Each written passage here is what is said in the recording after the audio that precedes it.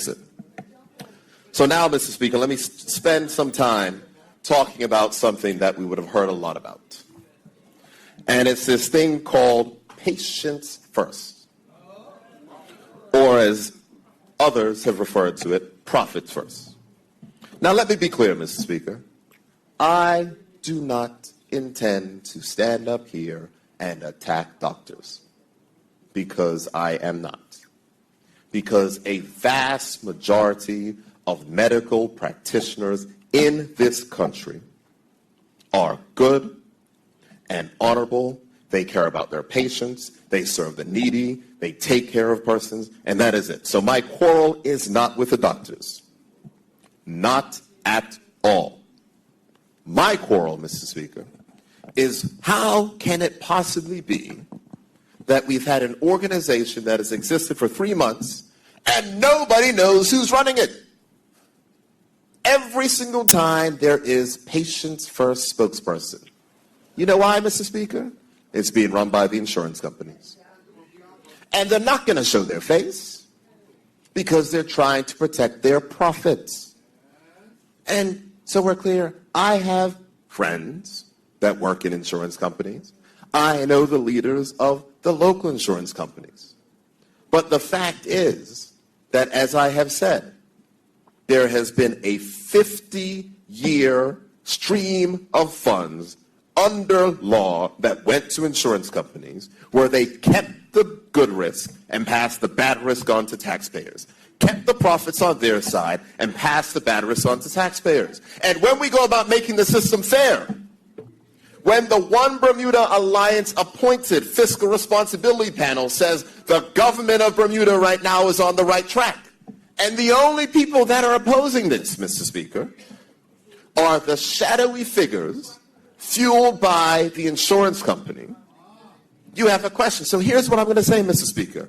Right now, with the Minister of Health, the leaders of Patients First, come to my office. Tell me when you want to come. Come next week. Let's sit down and let's have a talk. Show your face.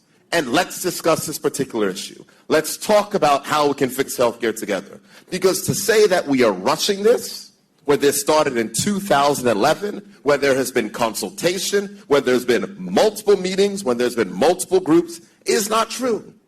This is the insurance companies pushing back against the unified model because it doesn't put as much money into their pockets. That is the fact.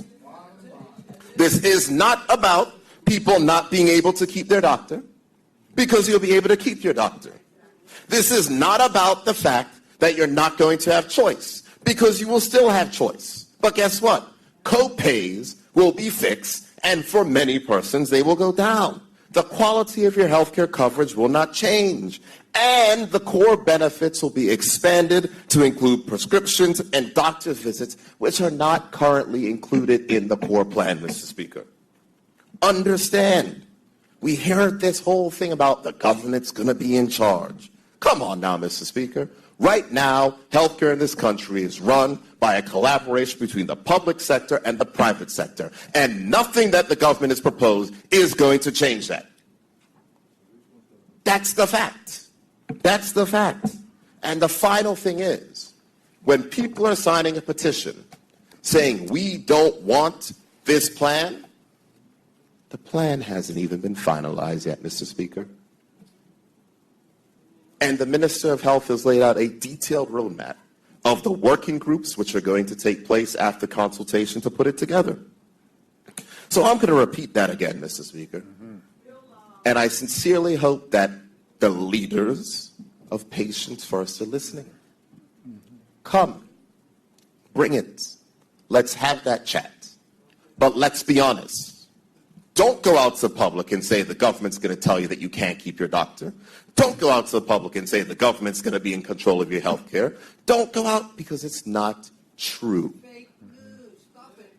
Not true at all, Mr. Speaker.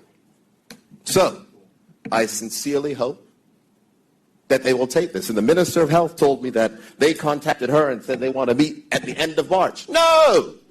Come next week. There was no they. Came from a Gmail address, patientsfirst@gmail.com, signed, Patients First. Show your face. Let's have the chat. We don't need to wait until the end of March. We can do it next week. I will make myself available. I will clear my schedule. Understand? Because this is too serious to be messing with. And it's like the Honorable Minister of Public Works said earlier. Why am I going to mess up the health care for my mother and father? Why am I going to mess up the health care for my children? None of us are going to do that. We're going to make the system more fair so more persons can have access to preventative medicine so in the long term we have lower costs and it can be sustainable. That is it, Mr. Speaker. And so I know the forces of the past will continue to push back, and I know the ones who are supported by the force of the past will continue to push back, but we are going to push forward, Mr. Speaker, and let it be clear. If Patients First doesn't want to come to our office and have that chat, then we will match their public relations campaign with one of our own, Mr. Speaker. Understand, this is too serious. So, Mr. Speaker, next time we come here, we will have a budget statement. And there are very simple facts, Mr. Speaker, that today, in this country, there are more jobs than when we took over